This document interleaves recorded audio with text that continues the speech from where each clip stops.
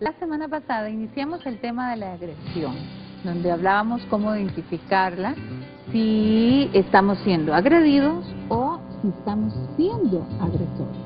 Para eso nos acompañan esta tarde Michelle. Buenas tardes, Michelle. Buenas tardes, Maureen. Así es, la semana pasada iniciamos el tema de la violencia doméstica, la violencia intrafamiliar o la violencia familiar.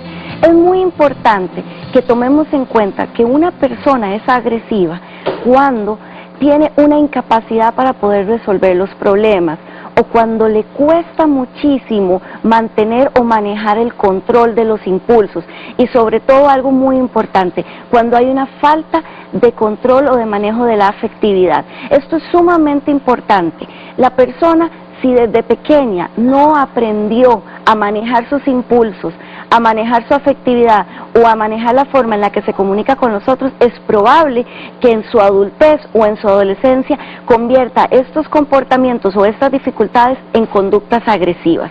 No necesariamente una persona es agresiva o violenta porque le pasa esto, y es muy importante, puede manifestarse de otras maneras, pero en este caso estamos tratando de identificar al agresor o a la agresora. Quiero agradecer, Maureen, a todas las llamadas de la semana pasada. Mucha gente llamó y hubo una de las llamadas que justamente me llamó mucho la atención y era un hombre que decía que la agresión no se da solo en las mujeres, y si bien es cierto, la agresión es el grupo vulnerable, son los niños y las mujeres, hay muchos hombres agredidos, y este es un tema que vamos a profundizar en otro programa, porque realmente sí es cierto, la agresión se puede manifestar, como hablábamos la semana pasada, en muchas formas, y no necesariamente los golpes directos.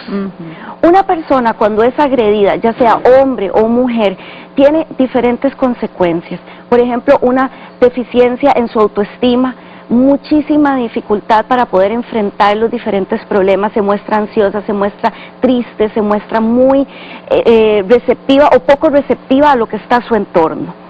Hoy justamente vamos a hablar de las 3 fases de la agresión.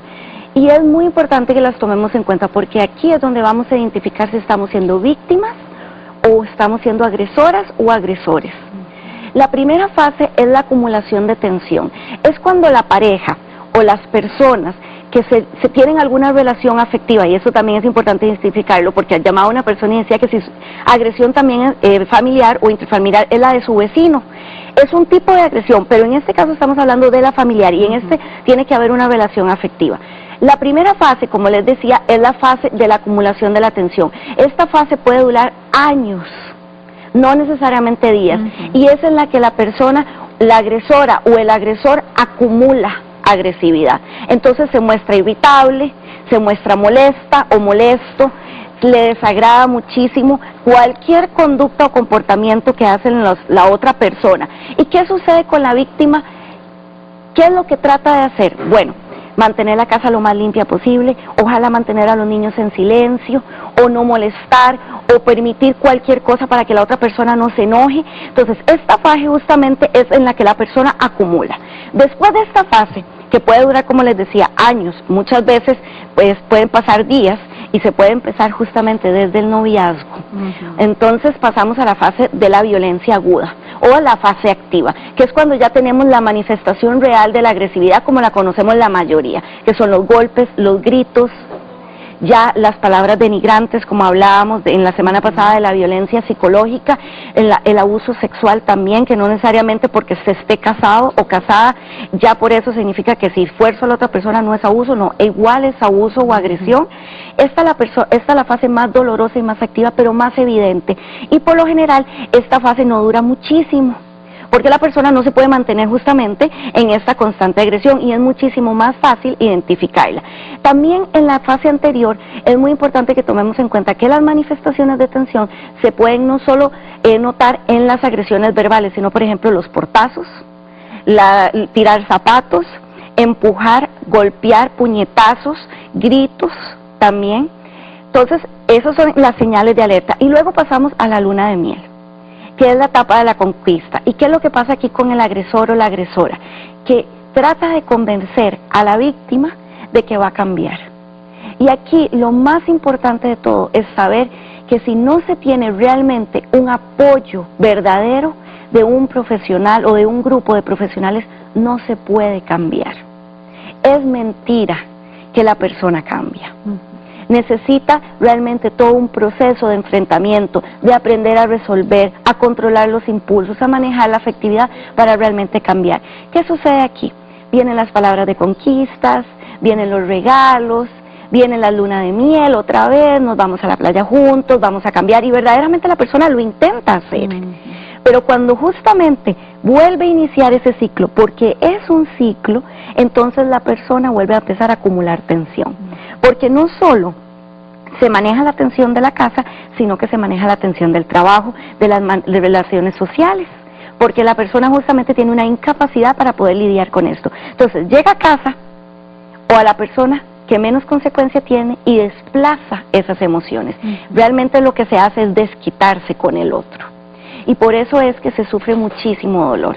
Dura mucho tiempo, cuesta mucho, como lo hablábamos la semana pasada. Justamente yo esta semana tuve la oportunidad de conversar con muchas personas que han sido víctimas o han estado expuestas a diferentes manifestaciones de la agresión.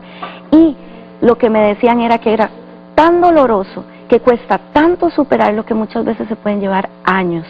Conversaba con una persona que tiene casi 25 años de ser víctima. En este momento ya ella logró justamente superar la etapa de la violencia aguda, donde no está la manifestación real de golpes, pero sí se mantiene en la constante agresión psicológica. Y necesitamos que justamente estemos alertas, porque esto se transmite a los niños. Sí, que esa es la parte que nosotros queremos rescatar. Bueno, todo es importante y no podemos dejar de lado el bienestar o cómo se encuentra, digamos, el adulto, pero es que nos preocupa mucho que no solamente las personas que no logran salir de un círculo de agresión o de violencia, sino aquellos más pequeños que van para arriba y que entonces van a duplicar este comportamiento. Exactamente. Indiscutiblemente. Indiscutiblemente. El amor no debe doler. El amor implica confianza, protección, respeto a los gustos del otro y comunicación.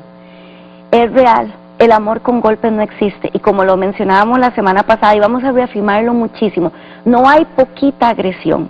A mí no me agreden poquito, agresión es agresión, y eso se debe atender. Sabemos bien que se necesita mucho apoyo, y eso vamos a conversarlo en diferentes programas, y la agresión no solamente es la agresión en la pareja, sino cuando hay un vínculo afectivo, por ejemplo, con los ancianos, con los miembros de nuestra familia, también es agresión. Estamos iniciando este mes de febrero, bueno, lo iniciamos la semana pasada, y en inicio de este año para empezar a hacer cambios. Exactamente. Cambios, y no repetir ciertas conductas negativas. Muchísimas gracias, Michelle. Un placer, y a la orden cada vez que alguien quisiera hacer alguna pregunta. El número lo recuerdo, que es muy importante, 2283-0278. Este es el número de Michelle en la clínica. Llámala, que ella con muchísimo gusto va a estar atendiéndoles. Y nosotros nos vamos ahorita a más manualidades. Está en filigrana nuestra compañera Silvia. Ella es experta en esta técnica y se lo muestra.